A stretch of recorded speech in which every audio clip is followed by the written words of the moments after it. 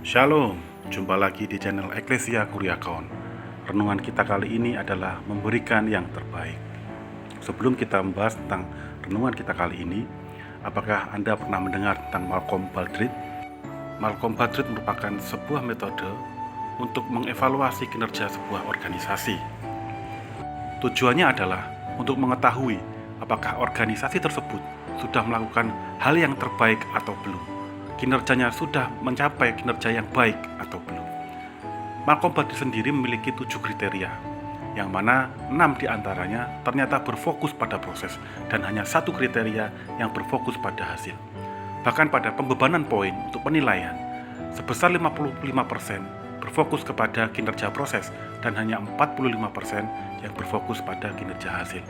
Ini menarik karena ternyata konsep yang digunakan oleh Malcolm Baldrige seiring dengan konsep di Alkitab, yang mana lebih mengutamakan proses daripada hasil, seperti pada renungan Eklesia Kuriakon sebelumnya yang berjudul mengutamakan proses daripada hasil.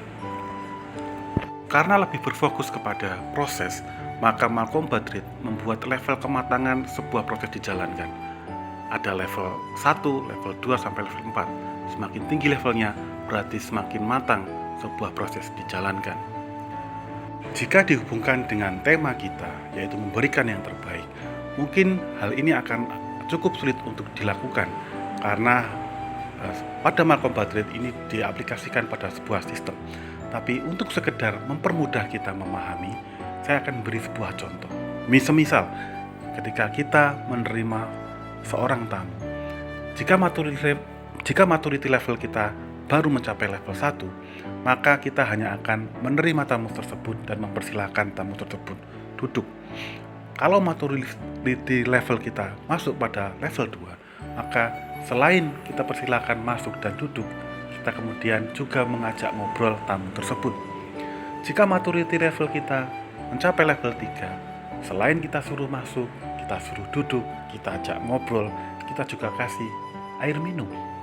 Maturity level keempat, kemudian kita tidak hanya menyuruh dia masuk, mengajak dia ngobrol, memberi dia minum, tapi juga memberi dia makanan ringan misalnya. Jadi sama-sama kegiatannya adalah menerima seorang tamu, tapi kita bisa melihat perbedaannya antara level 1 ke level 2, apalagi dari level 1 dan level 4. Yang satu hanya sekedar disuruh masuk dan diajak ngobrol, yang satu disuruh masuk, diajak ngobrol, dikasih minum, bahkan dikasih makanan kecil. Tentu ini akan memberikan respon yang berbeda pada tamu yang kita terima. Tamu yang kita terima dengan cara menerima tamu level 4 pasti akan lebih merasa dihargai dibandingkan tamu yang kita terima dengan maturity level pertama. Hal ini juga sama dengan ketika kita melakukan sesuatu kepada Tuhan. Ketika kita melakukan sesuatu kepada Tuhan hanya sekedar pada level 1, tentu hal ini berbeda dengan ketika kita melakukan sesuatu untuk Tuhan, ketika kita melakukannya sampai ke level 4. Masalahnya adalah terkadang kita sebagai orang Kristen, juga mungkin sebagai gereja, kita hanya melakukan sesuatu sebatas level 1 atau level 2 saja. Kita tidak sampai kepada level 4. Jadi kesannya seperti hanya menggugurkan sebuah kewajiban saja. Yang penting terlaksana. Kalau kita membuat sebuah program, maka kita bisa coret program itu. Apakah sudah terlaksana? Sudah. Kita nggak perhatikan sejauh mana program tersebut dilaksanakan. Ini misalnya terjadi ketika kita melakukan persekutuan doa, pendalaman Alkitab, bahkan mungkin ibadah raya. Bisa jadi hal-hal seperti ini terjadi. Misalnya kalau saya boleh kasih contoh, untuk penyelenggaraan ibadah misalnya, baik pengkhotbah, baik pemusik, baik penyanyi, dan pelayan yang lainnya, mungkin sudah dilakukan apa yang harus dilakukan. Tapi pertanyaannya, apakah kita semua yang mengambil bagian dalam pelayanan tersebut sudah memberikan yang terbaik? Memberikan yang terbaik misalnya dalam hal persiapan. Kalau pengkhotbah ya kita mungkin membaca banyak literasi, kita belajar dari buku-buku, dari pengkhotbah lain, dari Alkitab, dan bahkan mungkin kita perlu berdoa puasa. Kita melakukan doa puasa, menanyakan kepada Tuhan apa yang harus kita sampaikan kepada jemaat. Untuk mengkhotbah mungkin seperti itu. Untuk pemusik misalnya, mungkin karena kita merasa kita sudah jago musik, kita latihannya tidak maksimal. kita latihannya cuman sekali aja misalnya. Beda ceritanya kalau memang nggak ada waktu ya. Tapi kalau misalnya ada waktu dan karena kita merasa sudah pinter musik, kita nggak perlu sering-sering latihan, itu jadi pertanyaan, apakah kita sudah memberikan yang terbaik dari proses yang kita lakukan untuk melayani Tuhan. Lalu bagaimana sih kriteria pemberian kita adalah masuk pemberian yang terbaik? Kalau dalam makom batin tadi masuk maturity level yang keempat, kita akan belajar dari seorang janda miskin yang kita bisa baca di dalam Markus 12 ayat 41 sampai 44. Itu diceritakan bahwa ada seorang janda miskin yang memberikan persembahan, dan ternyata walaupun persembahannya secara nominal hanya sedikit, Tuhan Yesus mengatakan di antara semua orang yang memberikan persembahan, ternyata janda miskin tersebut memberikan lebih banyak di antara siapapun, di antara semua orang kaya bahkan yang ikut memberikan persembahan. Kenapa? Kuncinya ada di ayat terakhir atau di ayat 44, saya bacakan.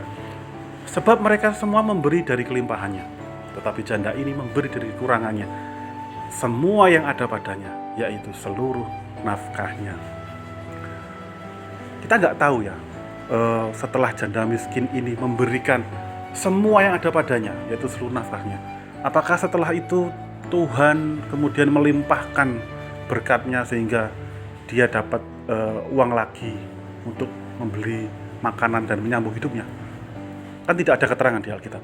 Bisa saja setelah dia memberikan semua yang ada padanya, yaitu seluruh nafkahnya, janda itu kemudian tidak bisa beli makanan dan mati. Dari hal ini apa yang bisa kita pelajari?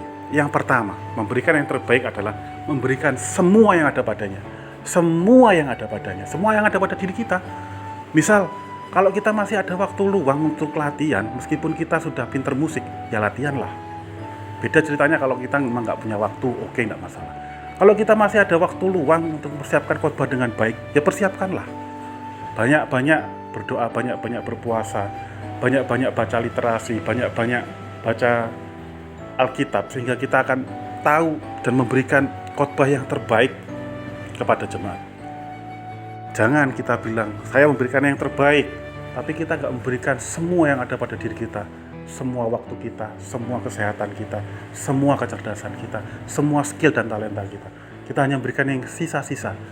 Setelah kita bersantai-santai, setelah kita main game, setelah kita melakukan semua keinginan dan kegiatan kita, baru kita kasih yang sisa-sisa kepada Tuhan. Padahal sebenarnya kita bisa lebih prioritaskan hal tersebut. Hal yang kedua dari memberikan yang terbaik adalah ternyata ketika kita memberikan semua yang ada pada diri kita, ternyata ada resiko. Seperti yang sudah saya sampaikan tadi, belum tentu loh ketika si janda miskin itu memberikan semua hartanya, kemudian Tuhan ganti. Nggak ada diceritakan di Alkitab, itu nggak ada. Jadi ada kemungkinan juga setelah dia memberikan semua hartanya, kemudian dia mati. Ada resiko memang ketika kita memberikan yang terbaik untuk Tuhan, kita memberikan semua yang ada pada diri kita untuk Tuhan, pasti ada resiko. Mungkin resikonya adalah ya hal lain dalam hidup kita selain daripada Tuhan. Mungkin itu pekerjaan kita, mungkin itu bisnis kita, mungkin itu hobi kita, mungkin itu kesenangan kita. Jadi tidak menjadi fokus dalam hidup kita, terkurangi dalam hidup kita, sehingga hasilnya pun mungkin tidak akan semaksimal kalau seandainya fokus kita alahkan ke situ dan bukan kepada apa yang kita lakukan kepada Tuhan. Itu resikonya. Dan hal yang selanjutnya adalah hal yang ketiga dari bagaimana cara kita memberikan yang terbaik kepada Tuhan. Ternyata kemudian fokusnya adalah kepada Tuhan. Seperti janda tadi, dia memberikan seluruh yang ada padanya kepada Tuhan, bukan kepada dirinya sendiri. Dia melakukan yang terbaik untuk Tuhan, bukan untuk dirinya sendiri. Kadang kita memang melakukan yang terbaik. Kita latihan, kita belajar, kita bekerja dengan keras, kita melakukan hal yang terbaik. Tapi kadang, apakah itu kita lakukan untuk Tuhan, sepenuhnya untuk Tuhan? Belum tentu. Kadang memang kita punya tujuan untuk Tuhan, tapi tidak jarang juga mari kita juga mengevaluasi diri kita. Kadang di situ juga terselip untuk diri kita. Bahkan yang sering terjadi adalah yang untuk diri kita atau mungkin untuk orang lain. Intinya bukan untuk Tuhan, itu lebih besar porsinya daripada untuk Tuhan. Ya sekali lagi, paling gampang saya akan mencontohkan pelayanan yang di mimbar ya, yang di panggung, misalnya pengkhotbah atau musik dan sebagainya. Yang menjadi tantangan terbesar bagi orang-orang yang melayani di panggung adalah dia tidak berhasil membawa jemaat terkoneksi dengan Tuhan. Alih-alih terkoneksi dengan Tuhan, jemaat jadi lebih terfokus pada dirinya. Dia menjadi bintangnya. Kalau dalam bahasa kerennya mungkin seperti mencuri kemuliaan Tuhan.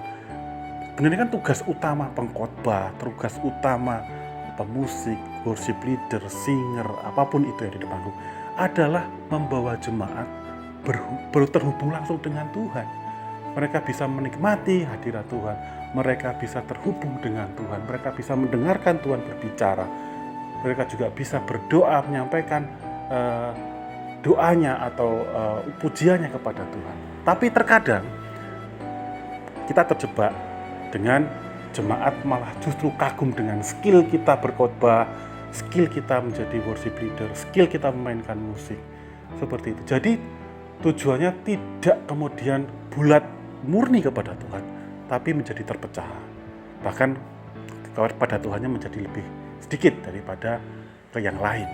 Ini nggak seperti janda miskin tadi. Janda miskin tadi benar-benar 2 peser duit yang dia miliki, dia masukkan ke dalam kotak persembahan itu. Tidak kok satu dia masukkan, dia kantongi, satunya tidak. Itu semua dia berikan kepada Tuhan. Nah, inilah yang kita bisa pelajari dari janda miskin tadi, tentang bagaimana cara kita memberikan yang terbaik. Yang pertama, ya kita berikan semua yang ada pada diri kita.